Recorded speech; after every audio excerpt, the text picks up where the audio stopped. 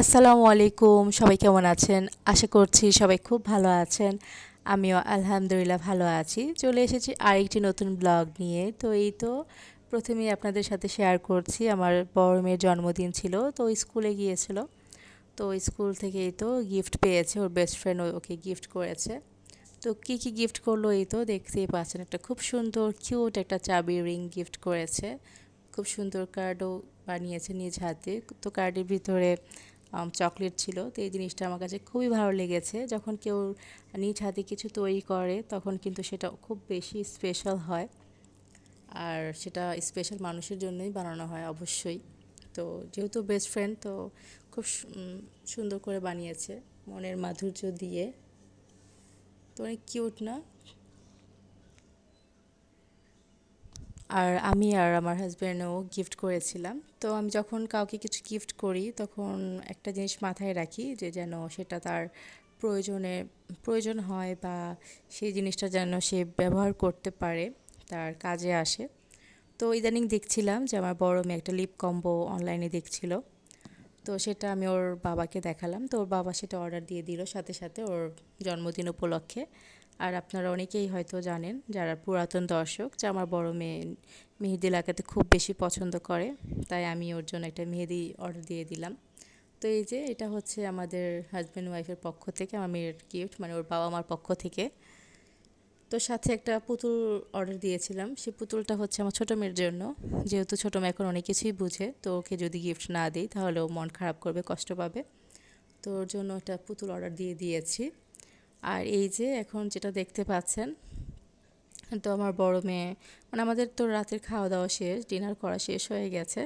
তো যেদিন স্কুল বন্ধ থাকে তো আগের দিন রাতে আমরা লেট নাইট চা খাই, তারপর হচ্ছে সবাই একসাথে টিভি দেখি। তো এই এই সময়টা আমার কাছে খুবই প্রিয়। তো আমরা সব একসাথে টিভি দেখি। তো তখন হঠাৎ করে আমার বড় মেয়ে বলছিল যে ও পোলাও মাংস রান্না করবে। তো আমি বললাম আচ্ছা ঠিক আছে, রান্না করো। তো যেহেতু ছোট মানুষ, ও অত বেশি পোলাও রান্না করেনি। আর যেহেতু আমরা খাওয়া দাওয়া করে ফেলেছি, তো অনেক রাত হয়ে গেছে, তো আমরা সবাই বলছিলাম আচ্ছা ঠিক আছে তাহলে অল্প করে রান্না করো। তো এই যে আমার বড় মেয়ে রান্না করছে, তো আমি ওকে হেল্প করছিলাম, একটু নেড়ে চেড়ে দিচ্ছিলাম আর কি। ওই রান্না করেছে আলহামদুলিল্লাহ, খুব মজা হয়েছিল। আমার বড় মেয়ে মাসাল্লাহ অনেক রান্না বান্না করতে পারে। তো পোলাও রান্না করেছিল আর চিকেন কোরমা তৈরি করেছিল। তো সব কিছু আমি রেডি করে দিয়েছি, আমি ওকে সাহায্য করেছি।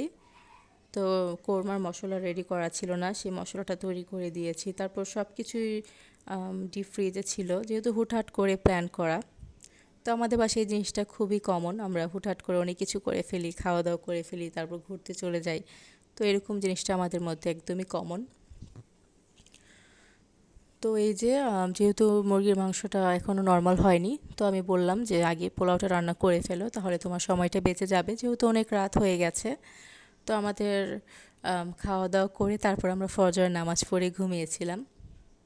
তো ছুটির দিন আমরা এরকমই করি, আমরা লেট নাইটে চা খাই, তারপর ফজরের নামাজ পড়ে তারপর আমরা ঘুমিয়ে পড়ি। তো সেদিনও সেই রকমই ছিল। তো এই যে আমার মেয়ে রান্না করে নিচ্ছে। তো আমি যেভাবে পোলাও রান্না করি, মানে আমি আমার আম্মুর থেকেই শিখেছি, তো আমার মেয়েও আমার থেকেই শিখেছে। তো আলহামদুলিল্লাহ ওর পোলাও খুবই ভালো হয়, খুবই পারফেক্ট হয়, অনেক ঝরঝরা হয় পোলাওটা। তো এই যে দেখতেই পাচ্ছেন, ও আগে পানি দিয়ে দিয়েছে। তো আমরা এইভাবে রান্না করি, অনেকে চাল ভেজে রান্না করে, তো আমরা চালটা ভেজে রান্না করি না, এইভাবেই রান্না করি। আমি প্রায় বাবুর্চিদের এভাবেই দেখেছি, তারা পানির মধ্যেই পোলাও চালটা দিয়ে দেয়। তো এভাবে রান্না করলেও কিন্তু খুব সুন্দর ঝরঝরে হয়। তো এই যে, আর যেহেতু ও রান্না করছে বাচ্চা মানুষ, তো অল্প অল্প পরিমাণেই রান্না করছে। আমাদের বলতে পারেন যে একটা টিফিন হয়ে যাচ্ছে, মানে পিকনিকের মতো। আর এই যে এখন ও চিকেন রান্না করে নেবে। তো চিকেনের জন্য সে একটা কড়াইতে তেল দিয়ে তারপর পেঁয়াজ কুচি দিয়ে একটু নেড়ে চেড়ে ভেজে নিচ্ছে। তারপর আলু আর চিকেন দিয়ে সেটা একটু কিছুক্ষণ ভেজে নিয়ে তারপর যা যা মশলা দেওয়া সেগুলো দিয়ে দিবে আর কি।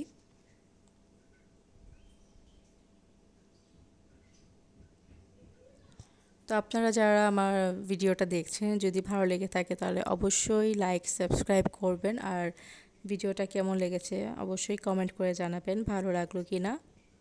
আর যারা ভিডিওটা দেখছেন তাদেরকে অনেক অনেক ধন্যবাদ।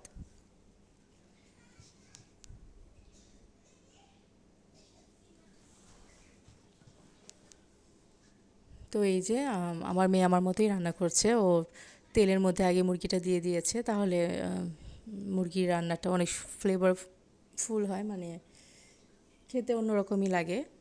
আর যদি তেলের মধ্যে আদা রসুনটা আগে দেয় তাহলে সেটা অন্যরকম, মানে ডিফারেন্ট হয়, দুইটাই ডিফারেন্ট হয়। তো এইভাবে রান্না করতে বেশি ভালো লাগে আমার কাছে, তো আমার মেয়ে ওইভাবেই রান্না করছে। তো এই যে চিকেন, আলু, পেঁয়াজ একসাথে ভেজে নিয়ে এখন যা যা মশলা দেওয়া সেগুলো দিয়ে দিচ্ছি আর কি।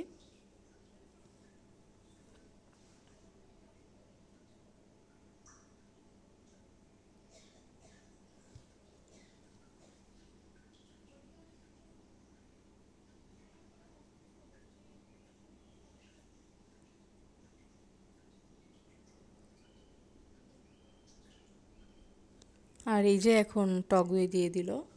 তো আমার মেয়ে বাদাম বাটাও দিতে চেয়েছিল, তো বাদামটা দেওয়া হয়নি, বাদাম ছিল না সেজন্য। আর এই যে মশলা আমি ওকে গুঁড়ো করে দিয়েছিলাম, সেই মশলাটা দিয়ে দিল। তো মুরগিটা ভালো করে কষিয়ে নিয়ে এই তো এখন পরিমাণ মতো পানি দিয়ে দিচ্ছে, যতটুকু গ্রেভি ওর দরকার ততটুকু গ্রেভি করার জন্য। আর সর্বশেষে এখন পেঁয়াজ বেরেস্তা, তারপর হচ্ছে সামান্য পরিমাণ একটু চিনি দিয়ে দিবে। আর এই যে দেখতে পাচ্ছেন খুব সুন্দর কিন্তু পোলাও রান্নাটা হয়ে গেছে। তো এখন আমরা এই তো খেয়ে নিব। জিনিস রান্না করে আজকে ভিডিওটা এখানে শেষ করছি। সবাই ভালো থাকবেন, আল্লাহ হাফিজ। এমন করে পাতাই লাগে না, লম্বা হয়ে যায় থাকে।